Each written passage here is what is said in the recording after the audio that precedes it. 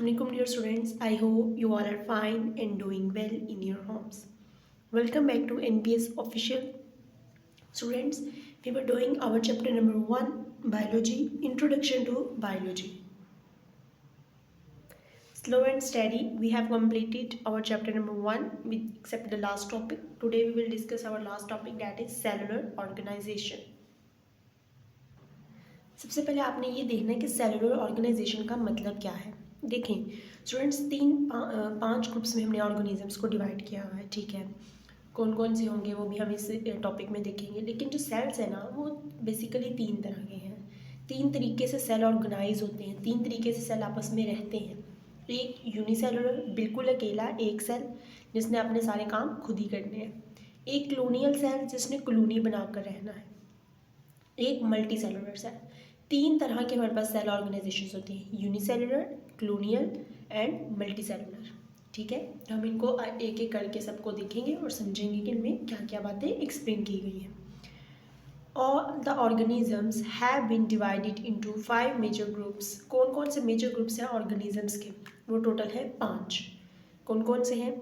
Prokaryotes, protist, fungi, plants, animals. यानी कि जितने भी दुनिया में ऑर्गेनिजम्स हैं उनको 5 ग्रुप्स में डिवाइड किया गया जी। 5 तरह के हमारे पास ऑर्गेनिजम्स होते हैं, जिनमें प्रोकैरियोट्स हैं यानी कि बैक्टीरिया, प्रोटिस्ट है, फंजाई है, प्लांट्स है और एनिमल्स हैं। All organisms are made of cells. ये बात आप सबको पता है कि सारे के सारे ऑर्गेनिज्म सेल से मिलकर बने हुए हैं।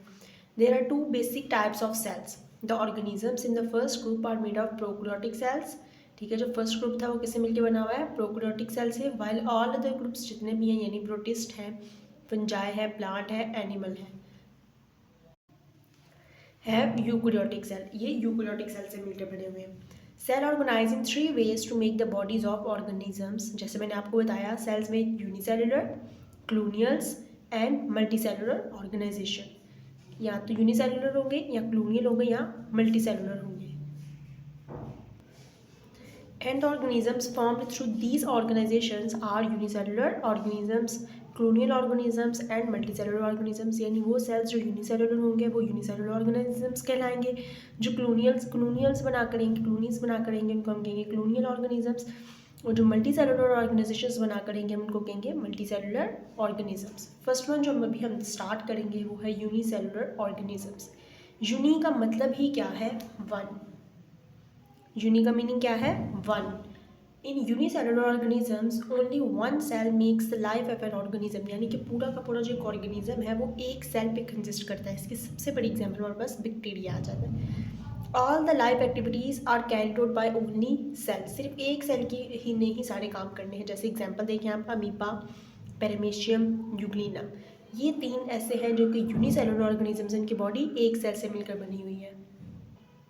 नेक्स्ट पेज पे देखिए, अमीबा इस तरह के शेप होते हैं कि उसकी कोई इरेगुलर शेप होती है, ठीक है, वो अमीबा होता है। पैरामीशियम जिसकी शू लाइक शेप होती है, और यूग्लिना आपके सामने इस तरह का, ठीक है। इसमें ये ग्रीन कलर का क्यों है? क्योंकि इसमें क्लोरोप्लास्ट भी मौजूद होता है। इन क्लोनियल, अब सेकंड देखें, colonial type. In colonial type of cellular organization, many unicellular organisms live together but do not have any division of labor among them. Each unicellular organism in a colony lives its own life and does not depend on the other cell for its vital requirements। देखिए जैसे हम मोहल्ले में रहते हैं ना लोग, colonial ऐसे कह लें आप, कॉलोनी बनाई होती है सेल्स ने। हम मोहल्ले में रह रहे हैं, ये तो नहीं कि एक ने एक घर में खाना बना तो बाकी सब ने भी वही खाना है, नहीं ना। हर घर अपना अपना खाना बनाता है, अपना सिस्टम चलाता है सारा कुछ। इसी तरह जो कॉलोनीज में सेल रहते हैं, कॉलोनियल टाइप ऑफ ऑर्गेनाइजेशन में जो सेल होते हैं वो भी सब अपना अपना काम करते हैं और किसी दूसरे पर डिपेंड नहीं करते किसने मेरा ये काम कर देना, नहीं, सबने अपना अपना काम करना है। इसकी एग्जांपल देखिए, Volvox. Volvox is a green algae found in water that shows the colonial organisation. Hundreds of Volvox cells make a colony. Volvox की उन्होंने आपको डायग्राम भी नीचे शो करवा दी हुई है कि ये जो है हंड्रेड्स ऑफ, ज़्यादा सारे मतलब एक तादाद बता दी है कि हंड्रेड्स ऑफ वॉलविक सेल्स मिलकर क्या बनाते हैं? एक वॉलविक्स कॉलोनी बनाते हैं। इसमें से जो आपको अलग से शॉर्ट क्वेश्चन भी आ सकता है वो है वॉलविक्स का।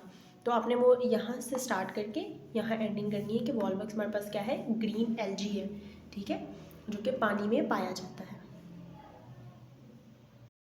नेक्स्ट देखिए, मल्टी सेलुलर ऑर्गेनाइजेशन। मल्टी का मतलब ही क्या होता है? कि ज़्यादा, ठीक है। Multicellular organisation, cells are organise in the form of tissues, organs and organ systems. जैसे कि हम पीछे एग्जाम्पल अपना सारा का सारा हमने लेवल ऑफ ऑर्गेनाइजेशन पढ़ा है कि पहले क्या होता है, टिश्यूज बनते हैं, टिश्यू से ऑर्गन्स और फिर ऑर्गन से ऑर्गन सिस्टम्स बनता है। इसमें उन्होंने एग्जाम्पल दे दिया आपको, फ्रॉग और मस्टर्ड के are the familiar examples of multicellular organisations. देखिए मस्टर्ड प्लांट जो सरसों का पौधा है, ठीक है, मस्टर्ड प्लांट उसका साइंटिफिक नेम है आपके पास ब्रेसिका कंपेस्ट्रिस, ठीक है, आपने इनका साइंटिफिक नेम भी याद करना है, मस्टर्ड प्लांट का भी और फ्रॉग का भी। Mustard plant scientific name Brassica campestris is now sown in winter and it produces seeds at the end of the winter. ठीक है, इसको हम विंटर में ही बीज बोते हैं इसका, और कब ये कितने होता है, एंड ऑफ द विंटर में ये सीड प्रोड्यूस करता है। The plant body is used as vegetable and its seeds are used for extracting oil. The organ of the body can be divided into the two groups on the basis of their function. देखिए organs जो हैं plant body के दो तरह के होते हैं, एक वो जो हम खा लेते हैं, एक वो जो reproductive होते हैं। Roots, stem, branches, leaves are the reproductive organs which do not take part in sexual reproduction of the plant. ठीक है, यहाँ तक आपका हो गया किसकी, वेजिटेटिव ऑर्गन के बारे में बता रहे हैं कि ये वो है जो कि क्या है, वेजिटेटिव है, यानी हम इनको खाने में खा सकते हैं और ये पार्ट नहीं करते, सेक्सुअल रिप्रोडक्शन में इनका कोई पार्टिसिपेशन नहीं होती। दूसरी तरफ वो कह रहे हैं flowers are the reproductive parts of the plant because they take part in sexual reproduction and produces fruits and seeds. इसमें आपको जो शॉर्ट क्वेश्चन आ सकता है वो ये है, differentiate between vegetative organs and reproductive organs. ठीक है, तो आपने उसमें 2 पॉइंट्स बनाकर एक दफ़ा इसका वेजिटेटिव ऑर्गन का और फिर इसका रिप्रोडक्टिव ऑर्गन का एक्सप्लेन कर देना है, तो आपको 2 मार्क्स मिल जाएंगे। और ये आपका इंपॉर्टेंट शॉर्ट क्वेश्चन है बोर्ड का। नेक्स्ट देखिए उन्होंने डायग्राम भी बनाई हुई है मस्टर्ड प्लांट की, ठीक है, तो आप वहाँ से देख सकते हैं। ये तो अक्सर आप लोगों ने वैसे भी देखा होगा।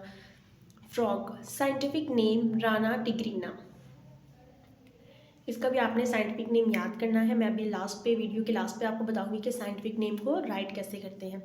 It shows the multicellular organisation, the body is made up of organ systems. हर ऑर्गन सिस्टम किससे मिलकर बना होता है, ऑर्गन से।